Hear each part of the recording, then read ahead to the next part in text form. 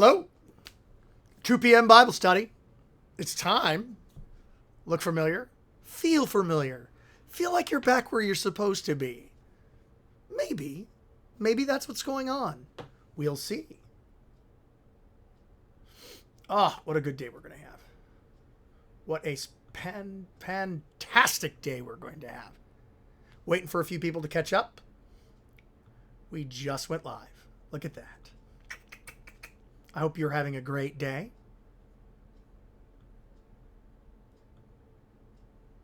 I know I am. Bum, bum, bum, bum, bum. Hi, Jean. The Lord be with you.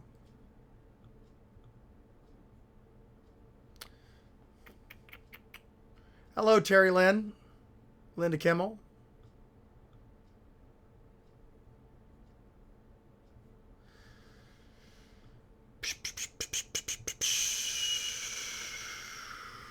Just one more thing. Oh, there it is. Did you know that Higher Things went live? I just got the notification. Couple of shares and we'll be all in the mail. It's good to see you all.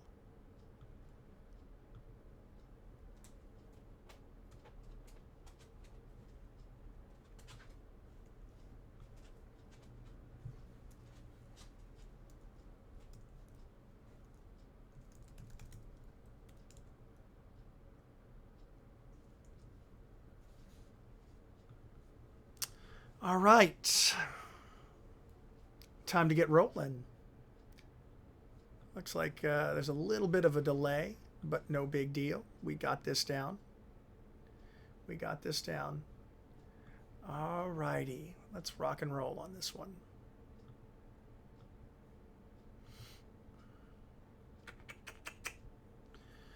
All right. Everybody here? Time to rock and roll. All right.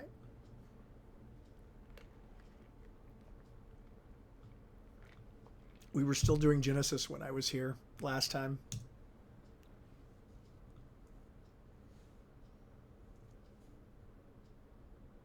There we go. All right, the next day, there it is again.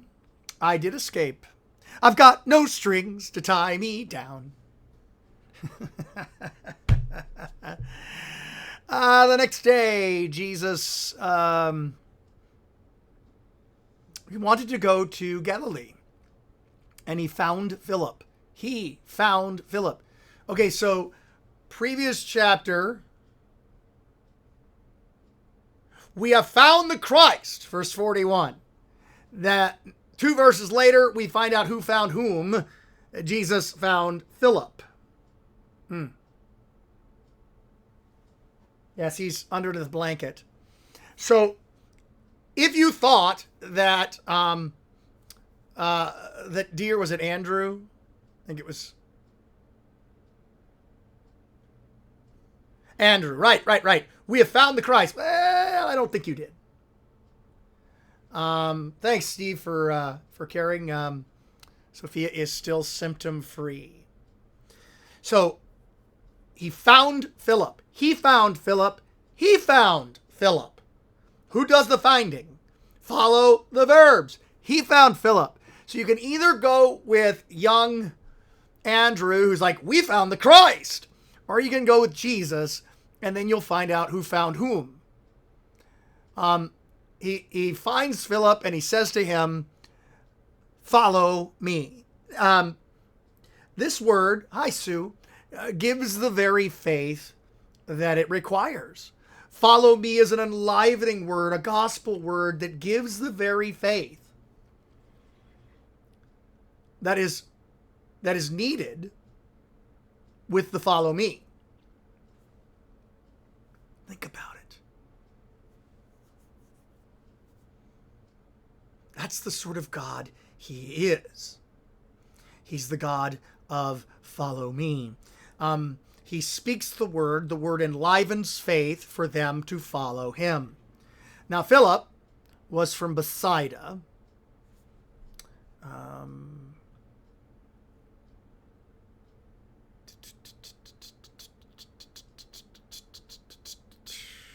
In Galilee. So that's where Philip is from. There it is right there.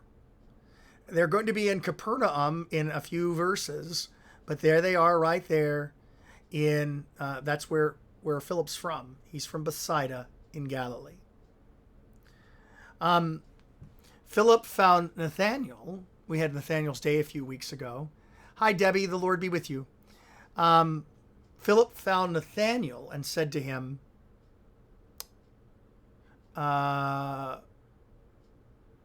we have found him. We have found him whom Moses in the law and in the prophets, Jesus, the son of Joseph from Nazareth. So again, who found whom? Well, Jesus found Philip. Philip says, well, look, we found the guy that Moses talks about. Hi, Arlene. The Lord be with you.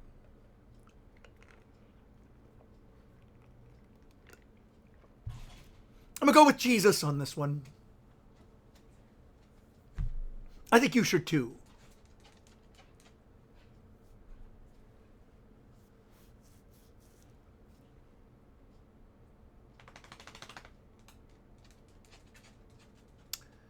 We have found him whom Moses in the law and the prophets wrote, Jesus of Nazareth, the son of Joseph. Nathanael has a great line. Out of Nazareth, is anything good able to come? I mean, it's like, does anything good come out of Louisiana? Does anything good come out of Nazareth? It's a great line. It's what's great about it is it tells you that Jesus is from the bad side of the tracks.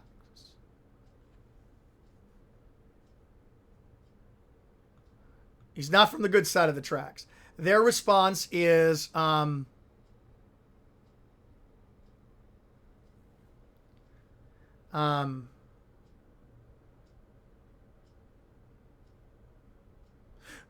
good comes out of Nazareth.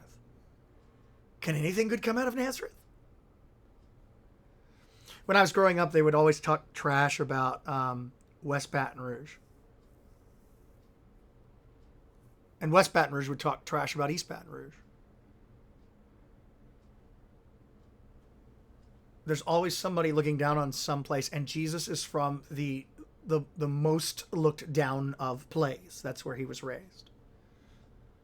So if you're in need of a savior from the things which are looked down upon, you want to try this Jesus out because he can save you. Only he can. Anything good come out of Nazareth? Well, come and see, Philip said. Now, Jesus saw Nathanael, who coming toward him and said, behold, Ide Altheos, a good Israelite, in whom there is no deceit.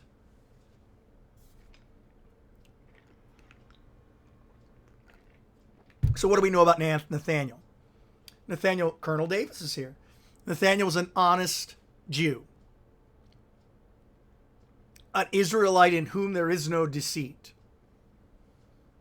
He's just an all-around regular Israelite. The prototypical good guy.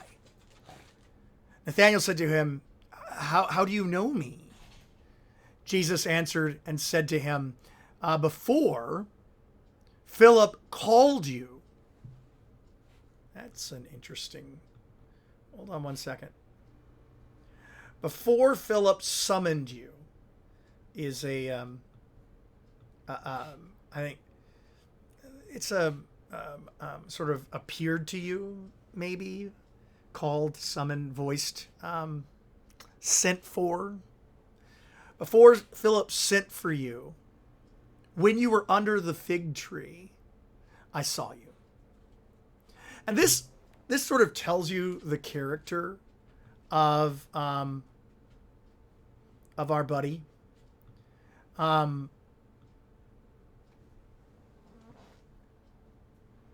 Philip is that prototypical Jew who can think of nothing better to do on his time off than laying under a fig tree resting. For a Jew in Palestine in the first century, there's nothing better than a good tree with, just sort of chillaxing and taking it easy. And hi, Beth. The Lord be with you. Bobby Joe, good to see you. That's the kind of guy. Just an Israelite, an honest Israelite, one who's going to speak the truth, who for him retirement is a fig tree. You just don't get any more down to earth and everyday average Joe than Nathaniel. And that's who Jesus calls. That's who he calls.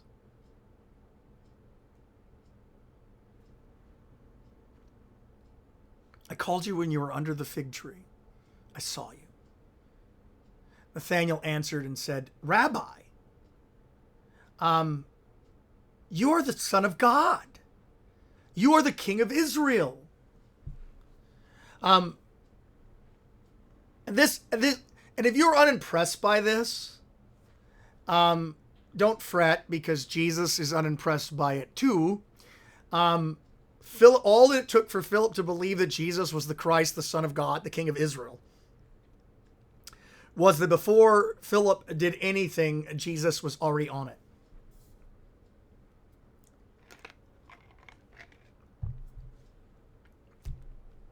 I mean, there it is. And Jesus' response is priceless. Verse 50.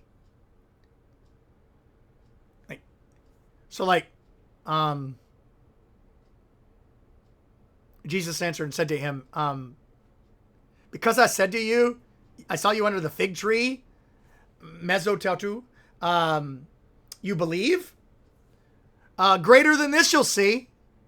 You'll see greater than that. I got plenty more where that came from. And then some. And if you believe because I saw you under the fig tree, just wait until you see what else I've got going on. And he said, Amen, amen, I say to you, you will see heaven opened up and angels of God ascending and descending upon the Son of Man. Son of Man is Daniel 7. One like the Son of Man coming in the clouds of heaven. That's what Daniel 7 is. Let's see.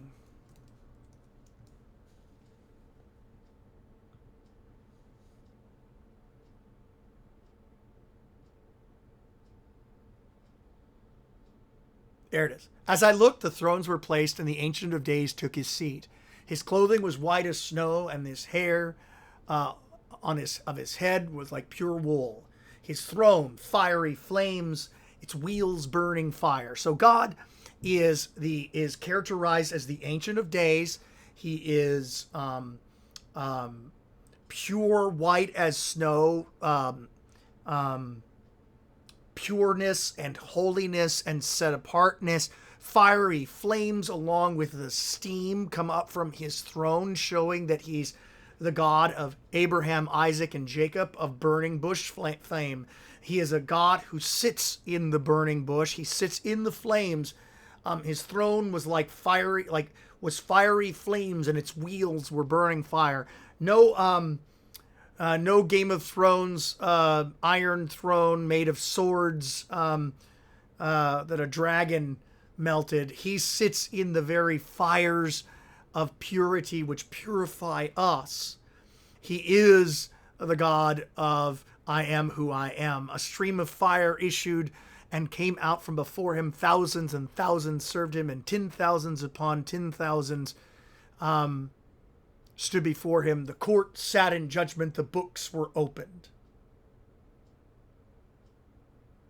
And I looked, and the sound of the horn was speaking. This is Revelation stuff, which, maybe if we stick together, we'll do Revelation 2 as well.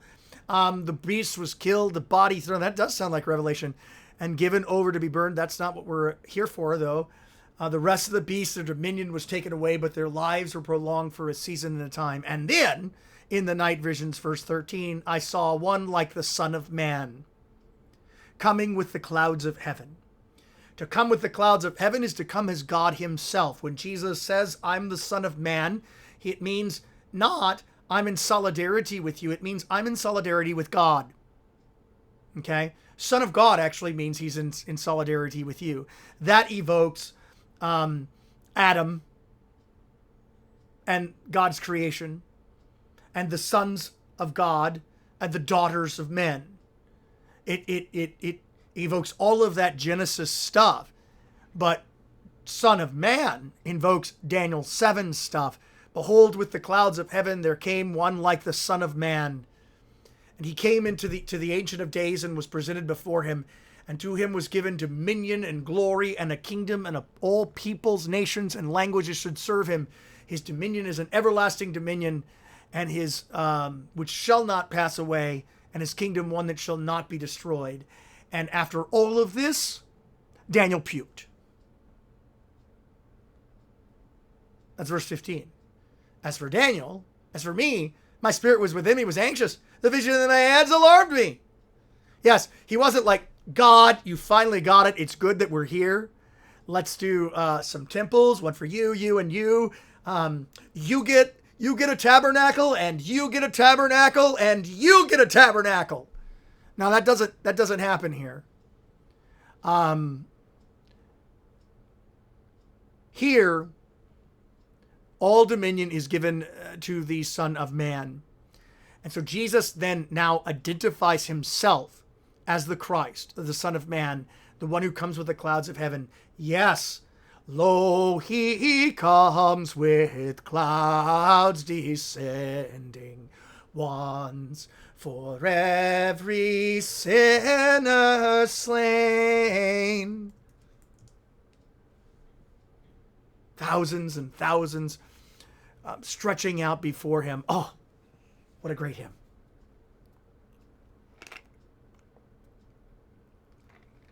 So right here, and this is going to happen in 19 when the trial's not going well. Oh, the glove doesn't fit, huh? Doesn't fit. We're going to have to acquit Jesus. Last try, the did you order the code red moment from A Few Good Men. The Perry Mason moment. Did you do the murder? Are you the Son of Man? Or are you the Son of God? Are you the Christ Jesus? Are you the bad guy of this story? And he could just not answer. He could be like, I plead the fifth. Instead, he looks at them and he says, you'll see the Son of Man coming with the clouds of heaven. And what is the trial? The prosecutor do? He rips his robes. I don't need anything else. He's admitted to the crime. He's the bad guy of the story.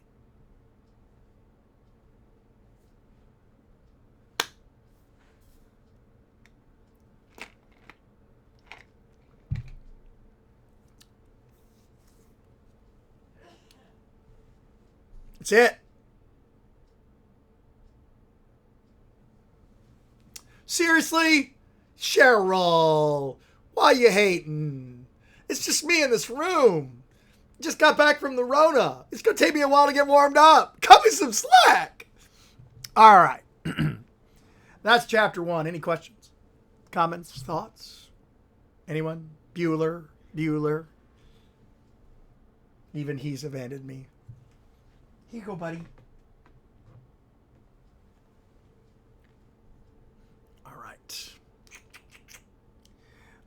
What's up, Pastor Ware? Good to see ya.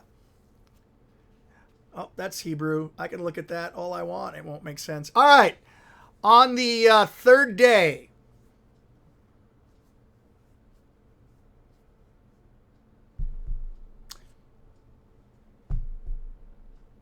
So we just talked about the Son of Man coming in the clouds of heaven. And the next thing that happens is on the third day. Now just pause here for a second and think this over with me for a wee bit. It could be on the fourth day, but no, he doesn't write that down. It could be on the fifth day, but no. Second day, no. Third day, What do we know that happened on the third day? Anyone? Don't read this gospel like this. Don't miss this. Don't miss this. This is John's gospel, where one thing represents another thing. And right now, Jesus is grouped together with light and life, and word, logos, wasn't able to hold him. It wasn't able to contain him. He's busted out of word. Now he's light of the world, the word that became flesh. And he calls his, right on, Pat, he calls his disciples, and they are clueless, but he still saves them. We found him. And he's like, look, you're excited because I could see that you're underneath the fig trees, Nathaniel. You're going to see the Son of God coming in the clouds of heaven, the Son of Man coming in the clouds of heaven. You're going to see resurrection. And the next sentence begins, on the third day.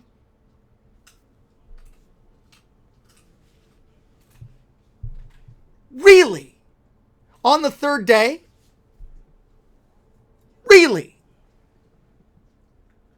Right in the hole, my friend. We're back, buddy. Got a high five for me? Got a high five for me? Are you late? Oh, Daddy's a good boy. All right. And now we're back from coronavirus. So on the third day, a wedding in Canaan. We're going to have something which points us to the resurrection. Something which points us to this Son of God, Son of Man, who comes in the clouds of heaven. What's it mean that he comes in the clouds of heaven? Well, let's find out what kind of God this is. And the mother of Jesus was there. And Jesus also was invited to the wedding with his disciples. So Jesus and the whole crew are there.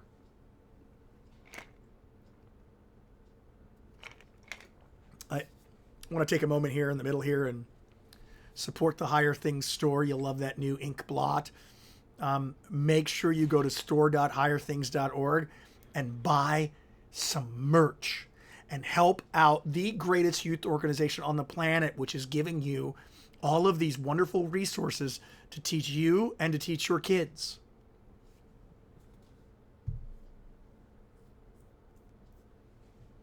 I love Gordon. Do tell him hello, Pastor. Hi, Gordon. The Lord be with you, buddy. I'll see you at Higher Things soon, my friend. I'll see you soon. All right. Make sure you go to store.higherthings.org and get that merch. You want that merch. The best best youth organization on the planet, resourcing you to teach your kids the faith and your grandkids the faith, or teaching you the faith to teach others. There it is. There's the website, store.higherthings.org.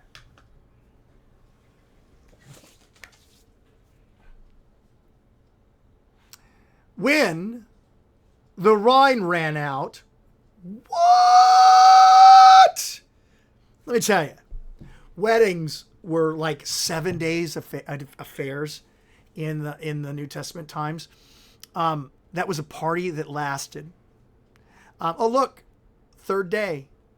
The wedding feast typically lasted 7 days. Many guests would remain the whole week, abstaining from work and sharing in the new family's joy. So says the text note.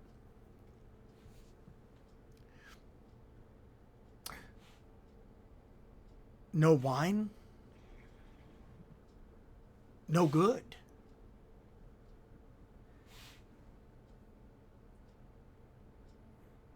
How embarrassing. You should read this like a Southern, bless their heart, they're out of wine. They're going to be talking about this poor couple for years. I mean, come on. No wine on the third day? No good. Bless their heart. They were nice people. They didn't deserve to run out of wine. That's the way we handle that in the South, which is a way of saying, translation, holy smokes, this is a Jerry Springer moment. I mean, seriously.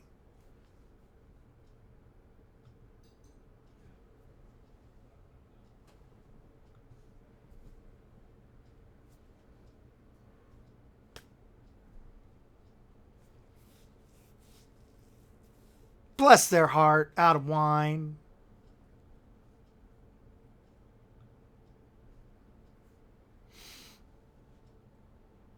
When they had run out of wine, the mother of Jesus said to him, Oinon, uk, ekusen. They don't have any more wine. Hey, buddy. What's going on? Oh, no, he didn't want to be picked up, so he double timed it over underneath there. Hey, does somebody want a treat? Does somebody want a treat? Really? Did you escape under there? I banked that off of the thing. He's eating it under there. So, his response is priceless. He said to her, what is this between me and you, woman? My hour has not yet come. Think this through for a second. Twofold. What's this between me and you? This isn't our problem. This isn't our problem. My hour has not yet come.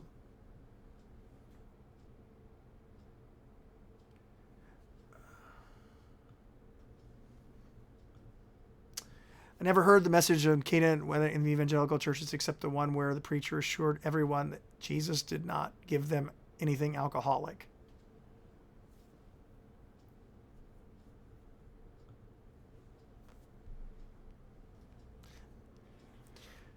You bet it's alcoholic.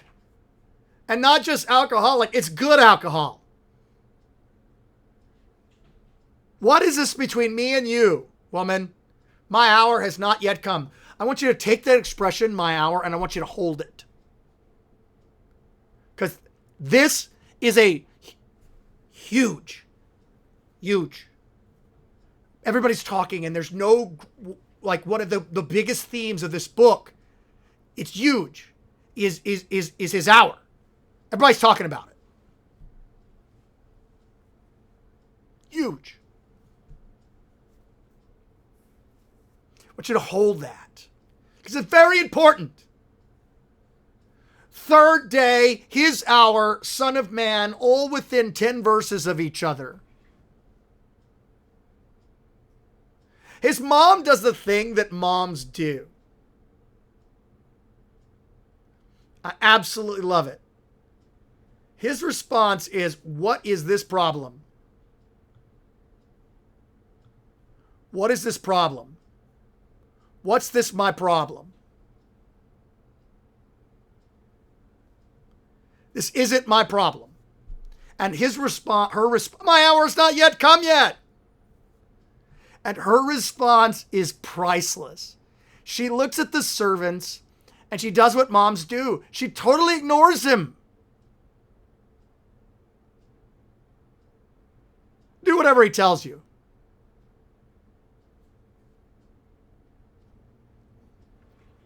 What he says, do. My son can fix this.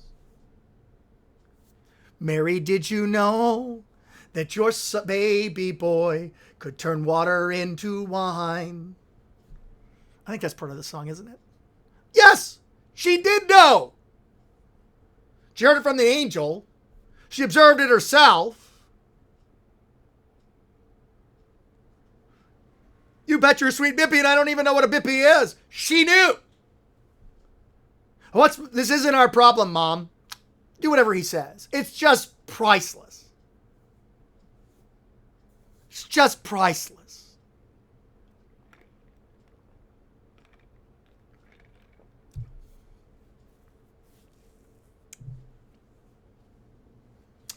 Lord be with you, Brenda.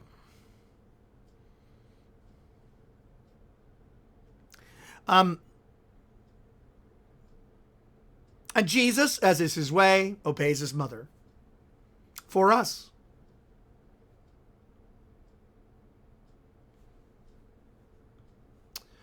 So there were 6 stone jars who were kata according to the cleansing rites of the Jews. Okay? So there were 6 stone water jars there. And those jars were used for Jewish rites of purification.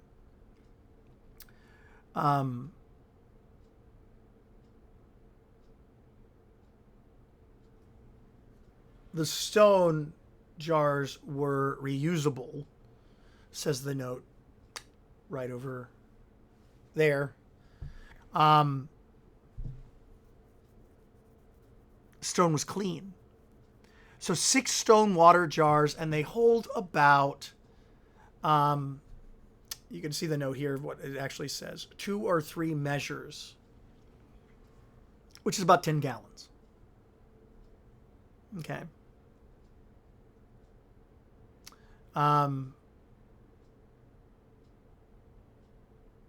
So 2 or 3 measures waste for about 20 or 30 gallons each. 6, not 7, third day, that's important, but 6 incomplete, like the Jewish rites of purification. They're incomplete. The number of jars is incomplete. 6, not 7.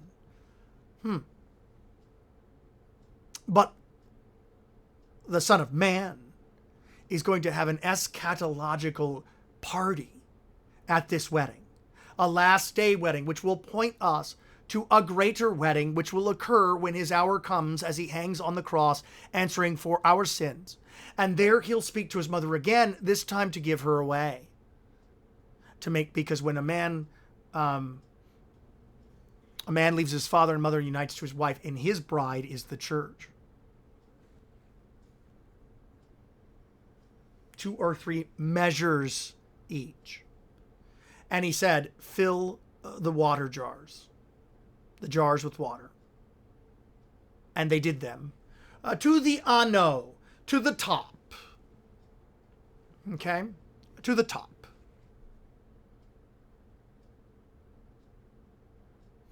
And he said to them, draw now some out and take it to the Artriclanus, the head steward, the master of the feast, the wedding planner. And he did. So now we have water-filled jars, 6 of them. And they've taken some out and they've brought it to the master of the feast. So when the wedding planner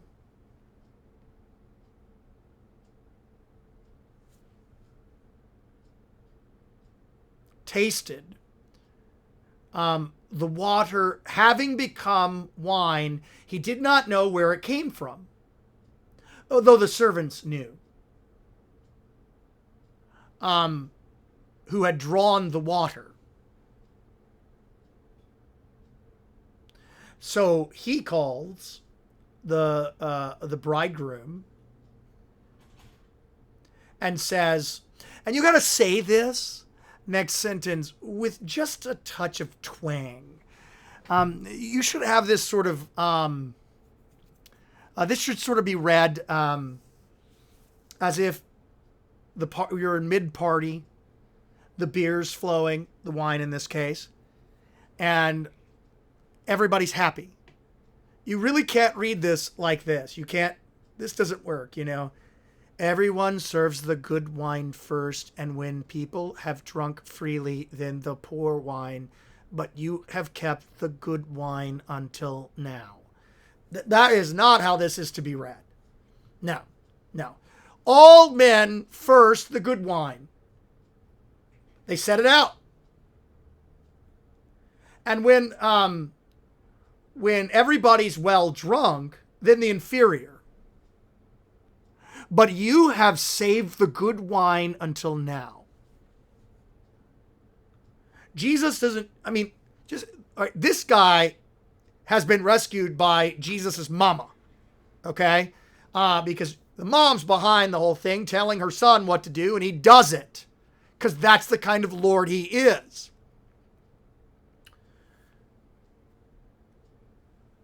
The water, now become wine, is tasted by the master of the feast, the wedding planner, who then exclaims, they're like, look, all the parties go the same, and we even do this in our parties. All right? First you drink the good beer, and then when there's nothing left and everybody is already in a happy place, you bring out the Milwaukee's Best or the Schlitz. Then you bring out the because it doesn't matter at that point because you don't really care.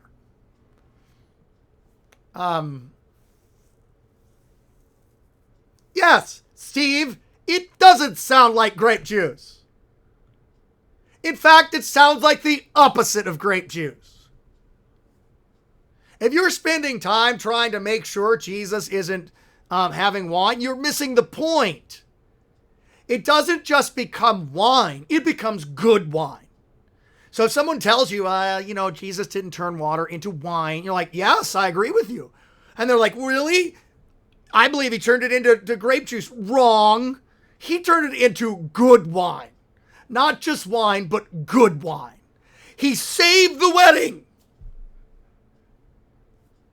No longer would they be talking forever about how they ran out of wine. They'll be talking about how Jesus turned water into good wine. You see, on the last day, there's good wine.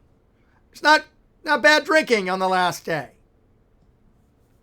It's good wine. This is a picture of the last day. You got it, Bobby Joe. It's top shelf. The picture of the last day is not all we could find at the store was boxed wine. The picture on the last day is the most expensive wine. That's what God has for you. Your cup runneth over. And this is look, I don't know anything about wine either. When I was a young pup, it's story time.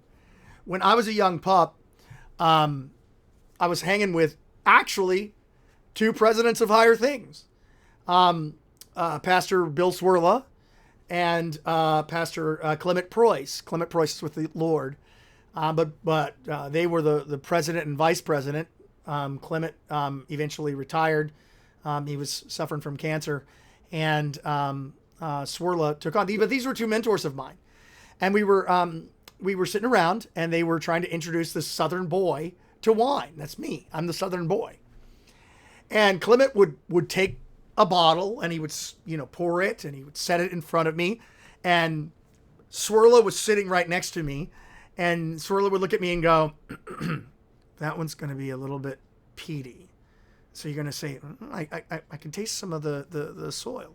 And he would just whisper that in my ear, and I would take a sip, and I would say, "It's a little peaty. I taste a little bit of the where this is from." And Clement was so happy. "George, you have wonderful taste buds. Let me get you something else." And we did this over and over again for like an hour, what seemed like an hour, where Swirla was whispering in my ear. And finally, Clement looks at me and goes, "Wait a minute." I was like, "What?" "These taste buds, man. Don't get between a Southerner and alcohol." Look, you didn't have to be a wine connoisseur to know what had happened here. Thanks. Way to help the story there, Erica. But you know what I mean. Whatever it was that makes good wine good, Jesus was on it. Please don't play the game where we're worried about the alcohol content of the wine. It's just not happening. There's no universe that exists where that was grape juice. That is intellectually impossible. because it starts fermenting. And we shouldn't even be doing the science lesson. The word is wine. Okay? There's no need for the science lesson. The word is wine. And not just wine, but good wine. A foretaste of the feast to come. That's what's happening here. A foretaste of the feast to come. And it happens on the third day. Don't miss that. On the third day this happens. This is the way John's gospel runs. He's not really so concerned with what happens when, and a chronological thing. He's taken a bunch of things and he's tying it all to the resurrection. The death and resurrection of Christ. My hour, that's his death. The third day, that's his resurrection. He was crucified for your sins, but he was raised for your justification. And this thing that is going on is going to make good wine. Wine that makes every good Jew, you and me, Israelite, wine and a tree, and we're set for all eternity. Because of the Christ. Because of the Christ, we're going to get the perfect ending to our story. Our lives. Because of the Christ. But if you don't like wine, it's the point of the wine that's the thing. So on the last day, it's the best. It's the best whiskey. On the last day, it's the best scotch. Sue, on the last day, it's the best rose tequila. And if you don't like alcohol, on the last day, it's the best sparkling water. Whatever the best is for you, that's what it is on the last day.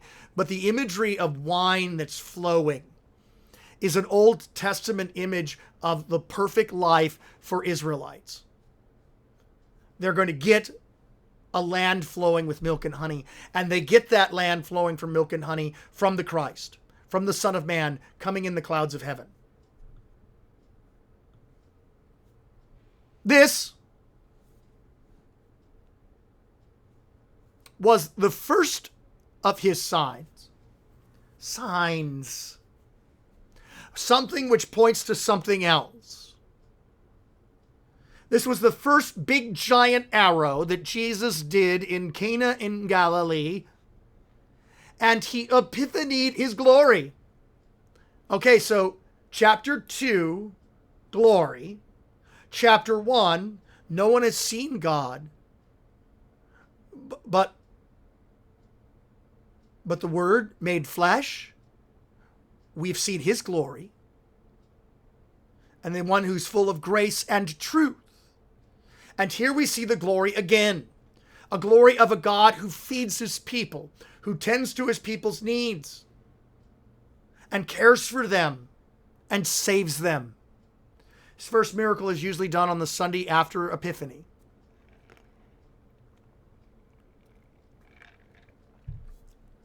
In our day, it's usually pushed a week back to after the Lord's baptism. I'm sorry. Yes, after the Lord's baptism. His disciples believed in him. Because God changed water into wine. And after this, he went down to Capernaum. And his mothers and his brothers and his disciples with him. And they stayed there for many days. Polis, for not many days, which is a few days. All right. What a great day. What a great chapter. Tomorrow we start with 13. Thanks for joining me. I'm really, really happy to be back. Excited to be in your midst again, and hopeful that the Lord is going to keep you and your families well. No service tonight for Immanuel, folks, as although I'm off quarantine, we want to be as safe as possible. And so the peace of the Lord be with you and your families as well. And I will see you tomorrow for the rest of chapter 2.